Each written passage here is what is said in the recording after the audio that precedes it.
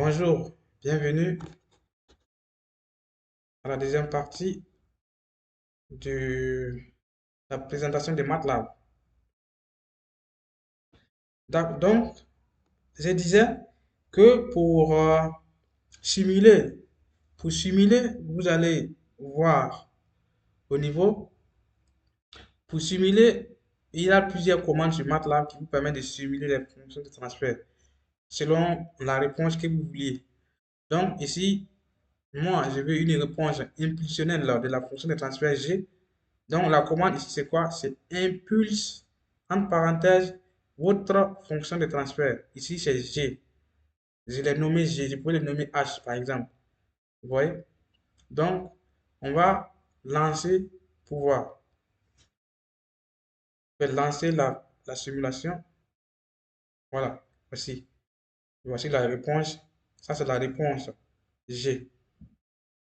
Lorsque l'entrée était un échelon. C'est-à-dire, non, l'entrée, c'est une impulsion. Voilà, c'est une impulsion de Dirac. C'est une impulsion. Donc, la fonction, c'est quoi? C'est impulse, entre parenthèses, G. Donc, la réponse, l'entrée, c'est une impulsion et à la sortie, vous avez cette fonction-là. Ça, c'est la sortie. Voilà. Et là, vous voyez qu'on a mis impulse et réponse en anglais, la réponse impulsionnelle.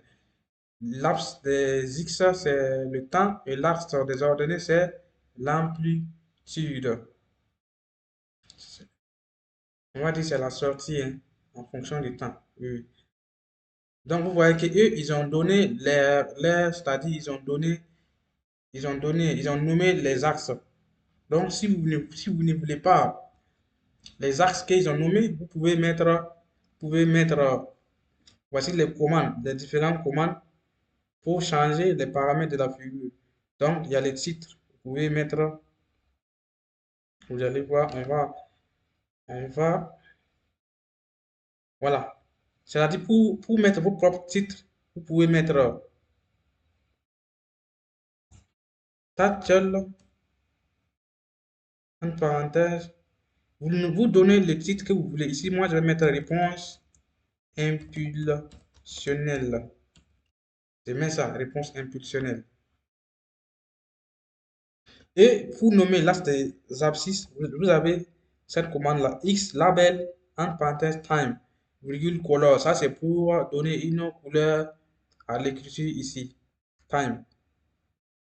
Je peux dire le temps. Moi, je peux nommer ça temps. Ça, temps. Et là, ça, c'est la sortie.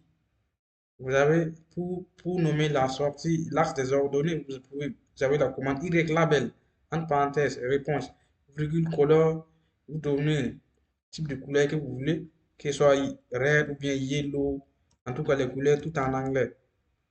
Vous voyez? Et la légende, c'est-à-dire si vous voulez, votre légende, vous voulez nommer votre courbe. Voici la commande à écrire légende, entre parenthèses, réponse impulsionnelle. Et on va simuler pour voir. Hop, voici. Vous avez nommé Y, la sortie et réponse. Et le temps, j'ai mis temps. Et j'ai donné une couleur red. Et pour la réponse, j'ai mis, pour la sortie, j'ai mis réponse. Donc, je vais mettre réponse impulsionnelle. Moi, je vais mettre, non, je vais mettre sortie impulsionnelle. Sortie impulsionnelle.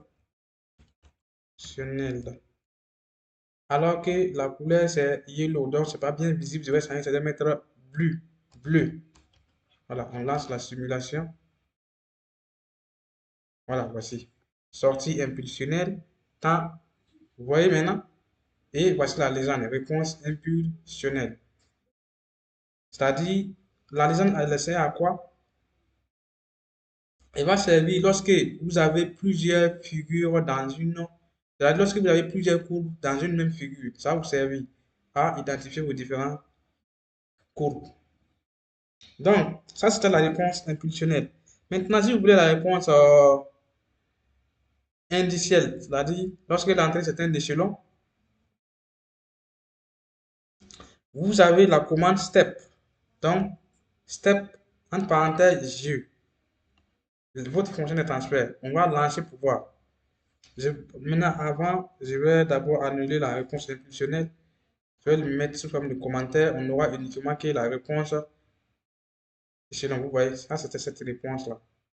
Il me donne cette réponse avec les différents éléments, la légende. Maintenant, pour afficher les deux, comme j'avais dit au niveau de la vidéo précédente, pour afficher les deux éléments sur la même coupe, c'est horn on au début et horn off au début. Maintenant, je vais lancer les deux éléments dans la même courbe. Oui, vous voyez, ces deux éléments sont rassemblés dans la même figure. Les deux groupes sont rassemblés dans la même figure, vous voyez. C'est ainsi de suite. Si on veut une réponse à rampe, si on veut une réponse rampe, il faut définir c'est-à-dire une variable t. Voici t égale à 0, t commence de 0 à 12, avec un pas de 0,01. Puis c'est rampe, c'est quoi? Rampe, c'est lorsque l'entrée c'est égal à t par exemple, vous voyez. Et j'ai nommé la sortie y égale à LSIM. Ça, c'est la commande pour avoir une rampe. C'est LSIM et votre fonction de transfert, virgule rampe T. Et maintenant, vous affichez ça. Vous affichez le T, virgule Y. Si vous voulez me donner une couleur à ça, hein, vous voyez, le grid on A. Ça, c'est pour donner, c'est pour que notre figure soit sous forme de grid. On va simuler pour voir ce que ça donne. Vous voyez, la figure sur les différents éléments. Ça, c'est rampe. La rampe, bon, vous voyez, lorsque je n'ai pas mis la légende, vous voyez que je ne peux pas reconnaître facilement mes différents courbes. Maintenant, lorsque je mets la légende, je vais mettre la légende ici. Vous voyez la légende. La légende de ces trois éléments, vous voyez, ils vont me donner, vous voyez, voilà, ils ont donné la légende. Ça, en bleu, c'est l'impulsion. Et, bon, cette couleur-là, c'est pas trop, mais c'est l'indice, vous voyez. Vous avez maintenant la légende des différents courbes. Vous pouvez reconnaître facilement qu'est-ce qui est RAM, qu'est-ce qui est indicette, qu'est-ce qui est impulsionnel. Et voici les différentes commandes pour mettre la légende de ces trois groupes-là. Donc, impulsionnel, virgule, indicette, virgule, RAM. C'est ça. Vraiment, merci beaucoup d'avoir suivi cette vidéo. J'espère que ça vous sera utile. Et n'oubliez pas, et s'il vous plaît, n'oubliez pas de vous abonner et d'activer la cloche pour être informé des prochaines vidéos que je vais publier sur la chaîne. Merci.